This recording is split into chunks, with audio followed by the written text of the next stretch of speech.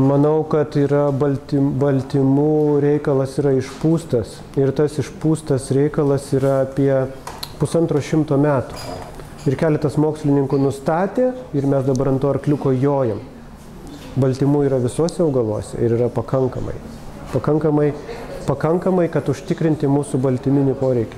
Na, jeigu maratonininko pagrindinis maistas yra angliavandeniai, tai kokias mes dar galim, ar mum negražiai atrodo afrikiečiai, kurie aukšti, liekni, gražus, ryškus tie raumenys, jie smulkus, bet jie nuostabiai gražiai atrodo.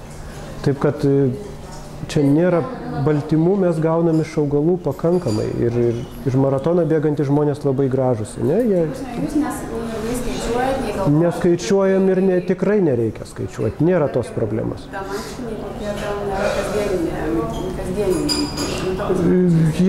Tai jų daugiau, tai jų mažiau. Mes tikrai mes labai žiūrim, ką vaikai valgo. Ir taisyklė yra tokia, jeigu valgo, tai kišk.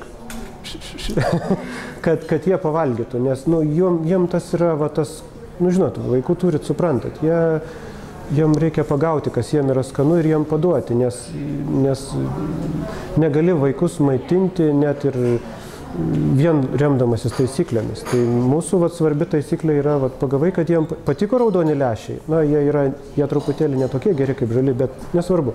Patiko raudoni lęšiai, na tai gerai, verdam šiandien, rytoj, poryt, kol, o po to kažkas kitas. Bulvės, gerai, bulvės. O dabar kas? Kvinoja, tik dabar kvinoja, gerai, kvinoja. Va šitaip. Nėra, kad mes ten, nes visi turi baltymų, jie be to negali. Augalai be to negali, jie be baltymų negali. Žolė yra labai daug baltymų. Netgi labai daug, ten iki labai didelę dalį sudaro. Taip, bet jau reikia labai suvartoti daug, o vaikai mėgsta Suvartoti daug mums maisto reikia dėl energijos. Reiškia, mes turime energiškai tokius koncentruotą maistą valgyti, tai yra krakmolingas maistas, jeigu kalbant apie augalinę mitybą. Tai įsisavinti. Čia dar yra klaustukas, galbūt mes galim valgyti, sakykime, kad Vigmar mityba yra tobula. Ir nes jinai yra žymiai per mažai atrodytų kalorijų suvartoja. Bet tie augalai, kuriuos nevalgo, jie lengvai labai įsisavinami ir gali būti, kad mes nebeprarandame energijos tam, kad juos įsisavintumėm ir perdirbinėtumėm. Ir galbūt mes galim savo energetinius poreikius, būdami žaliavalgiai, susimažinti. Aš manau, kad taip yra. Bet ar išeiti visai be riebalų, būnant žaliavalgiui, be natūralių riebalų, ten avokado, riešuto, kokio vieno kito. Bet tai vienas kitas. Sutinkat? Nes ir iš tikrųjų, kai mes turim gliaudytų riešutų, tai labai lengva. Ten jų labai lengva. Taip, kad... Taip. Jeigu turim negliaudytų, tai mes galim taip su 10 riešutų ir apsieiti. Bet jeigu yra gliaudyti ir jeigu dar jie ankaridžiai, tai labai skanu. Arba pistacijos sūdytos. Dėl to energijos poreikio ir trūkumo, tai yra tas 80-10 labai daug rekomenduojama angliavandenių kaip energijos šaltinio. Taip, jie ir yra energijos šaltinis. Daržovėse, pagal Vigmar, daržovėse, energijos yra mažai iš esmės. Mažai. Tai tas 80, žinokit, tie žaliavalgiai, kurie vien ant tų skaičių varo, tai jie energiją gauna iš vaisių. Tai yra... Ten yra bananai, persimonai, mangai, maštie. Pagrindė va šitaip jie maitinasi. Pagrindė va šitas, didžiausia dalį jų energijos sudaro šitas. Taip, kad mum gyvenant bent jau žiemą šiek tiek valgyti krakmolingų augalų, jeigu mūsų...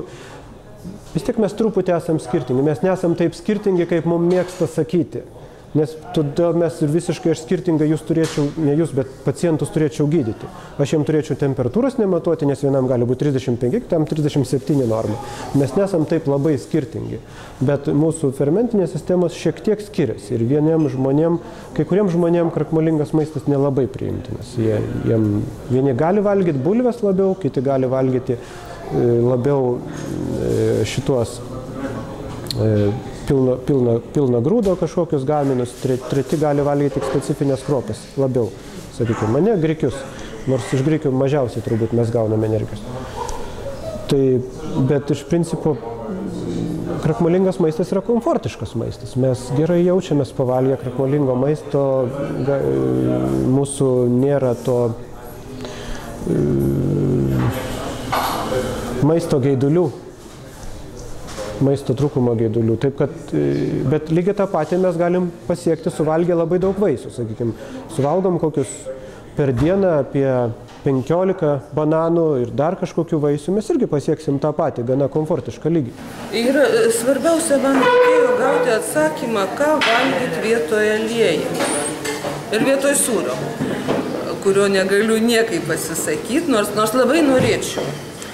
Ir gavote atsakymą? Ir žinot ką, ir aš jį gavau, bet aš turiu patikrinti, kaip jis veikia. Bet aš jį gavau vis tiek, aš jau turiu ką tikrinti. Aš turiu ko ieškoti savo vietoje aliejus. Sužinojau tokį dalyką, kaip nerekomenduojama naudoti esant žaliavalgių arba veganų aliejų, kas, iš dalies gan keista, reikia susigyventi su šia žinia. Ir antras labai naudingas dalykas tiesiog pabūti tarp bendraminčių, pasidalinti patirtimis, turėti gerą laiką.